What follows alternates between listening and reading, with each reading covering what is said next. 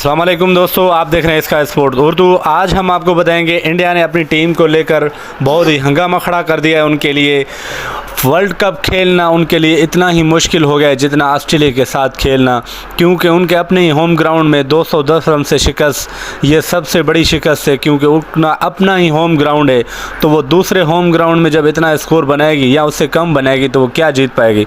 चलिए आपको उनकी मीडिया की आवाज़ में कुछ सुनवाते हैं बातें, फिर उसके बाद करते हैं आपसे बातें गुफ्तगू। पहले आप उनकी मीडिया की गुफ्तगू सुने। आप देख रहे हैं आज का एजेंडा, आपके साथ मैं हूं मलिका मल्होत्रा। T20 वर्ल्ड कप 2022 जब एक महीने दूर भी नहीं है, तब टीम इंडिया की हालत लगातार बिगड़ती जा रही है। एशिया कप में लोटियां डुबवाने के बाद टीम इंडिया ने ऑस्ट्रेलिया के खिलाफ अपने घर में खेली जा रही सीरीज की शुरुआत भी हार के साथ की। मंगलवार को मोहाली में हुए पहले T20 मैच में ऑस्ट्रेलिया ने भारत को 4 विकेट से हराया। टीम इंडिया ने पहले बैटिंग करते हुए 208 का स्कोर बनाया, लेकिन भारतीय टीम के बॉलर्स इस लक्ष्य को भी बचा नहीं पाए। ऑस्ट्रेलिया ने 6 विकेट खोकर 4 बॉल शेष रहते हुए इस लक्ष्य को हासिल कर लिया। 3 मैच की सीरीज में अब ऑस्ट्रेलिया ने 1-0 से बढ़त बना ली है। टीम इंडिया यहां अपनी ही गलतियों से मैच गंवा बैठी, जो फील्डिंग के दौरान साफ तौर पर नजर आई। क्रिकेट में एक पुरानी कहावत है कि कैच ही आपको मैच जिताते हैं, लेकिन मोहाली में टीम इंडिया के प्लेयर्स इसे पूरी तरह से भूल गए। फील्डिंग के दौरान भारत ने कुल 3 कैच छोड़े। इसमें से 2 कैच तो कैमरून ग्रीन के थे, जिन्होंने सिर्फ 30 बॉल में 61 रनों की पारी खेली और भारत से मैच छीन लिया। टीम इंडिया की ओर से अक्षर पटेल, केएल राहुल और हर्षल पटेल ने फील्डिंग के दौरान कैच टपकाए, जो टीम इंडिया को भारी पड़ गए और जमकर बॉलर्स ने रन भी लुटवाए।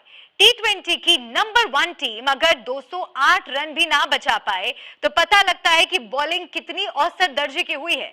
टीम इंडिया के स्ट्राइक बॉलर भुवनेश्वर कुमार ने 4 ओवर में 52 रन दे दिए और कोई भी विकेट नहीं लिया। यही हाल यजुवेंद्र चहल का रहा, जिन्होंने सिर्फ 3.2 ओवर में 42 रन लुटवा दिए। जबकि लंबे वक्त के बाद टीम में वापसी कर रहे हर्षल पटेल ने 4 ओवर में 49 रन दे दिए। यहां सिर्फ अकेले अक्षर पटेल ऐसे दिखे जिन्होंने बॉलिंग की लाज रखी। उन्होंने 4 ओवर में 17 रन दिए और 3 विकेट भी लिए। भुवनेश्वर का 19वां ओवर, एशिया कप में जो कहानी देखने को मिली वही यहां पर भी दोहराई गई। जब आखिरी 2 ओवर में मैच पहुंचा, तब कप्तान रोहित शर्मा ने 19वां ओवर भुवनेश्वर कुमार को दे दिया, जो भारत की हार की वजह बना। ऑस्ट्रेलिया को मोहाली मैच में आखिरी 2 ओवर में 18 रन चाहिए थे। 19वां ओवर भुवनेश्वर ने फेंका और इसी ओवर में ही 16 रन दे दिए। यहां पर ही भारत के लिए मैच खत्म हो गया था और आखिर में ऑस्ट्रेलिया ने 4 विकेट से जीत हासिल कर ली। हमारे 2 एक्सपर्ट्स हमारे साथ जुड़ गए हैं। विक्रांत गुप्ता, हमारे एडिटर, स्पोर्ट्स एडिटर हमारे साथ जुड़ गए, साथ ही निखिल नाज भी हमारे साथ जुड़ गए हैं। सबसे पहला रिएक्शन मैं निखिल आपसे लूंगी। कल के मैच का जब नतीजा आया, क्या लगा आपको? पहला थॉट क्या था आपका? पहला थॉट मलिका मेरा ये था कि वो अंग्रेजी में कहते हैं ना डेजा वू, तो मुझे डेजा वू जैसी फीलिंग हुई। मुझे लगा मैं फिलहाल दुबई में ही हूँ, क्योंकि दुबई में एशिया कप कवर कर रहा था और हूबहू कुछ वैसा ही मैच देखने को मिला। रन थोड़े अलग है, लेकिन अगर आप जो अंदाज देखें मैच का, वही अंदाज देखने को मिला कि भारत पहले बैटिंग कर रहा है, बैटिंग करके अच्छे खासे रन बना रहा है, मैं कहूंगा पार प्लस टोटल बना रहा है।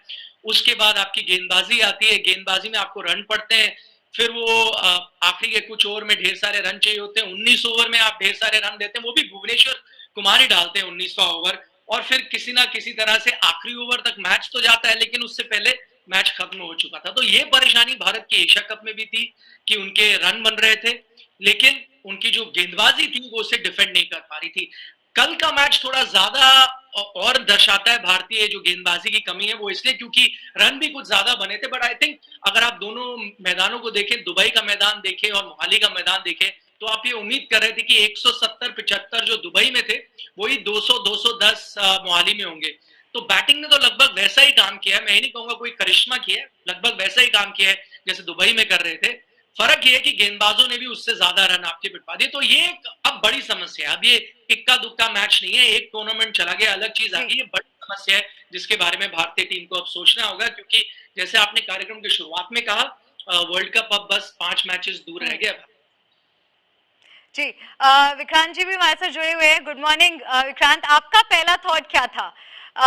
क्योंकि अगर बैटिंग की बात की जाए तो बैटिंग बहुत अच्छी रही, अच्छा स्कोर दिया, अच्छा स्कोर सेट किया, उसके बावजूद इस तरह की हार।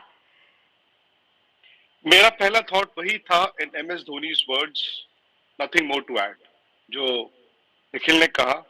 But I think it's a serious concern now, और शायद हम लोगों को भी बहुत रियलिस्टिक होना पड़ेगा अपनी एक्सपेक्टेशंस में, क्योंकि ये तो पिछले 2-3 साल से बात हो ही रही है कि T20 फॉर्मेट आपका फॉर्मेट अब नहीं रहा। T20 फॉर्मेट आप एक पेंट ब्रश लेके आते हो, फिनिश के साथ खेलने की कोशिश करते हो, दुनिया हथौड़ा लेकर आती है।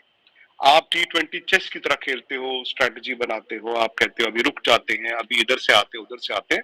दुनिया कहती है कुश्ती है, आप सामने वाले को नीचे गिरा दो। आई थिंक ये फर्क है, और अप्रोच में एक फर्क नहीं है। जैसे निखिल ने कहा, आई थिंक आपकी टीम थकी हुई। क्यों थकी हुई है? क्या वो परफॉर्मेंस से थकी हुई है? क्या वो अभी भी they are searching for answers? मुझे नहीं पता।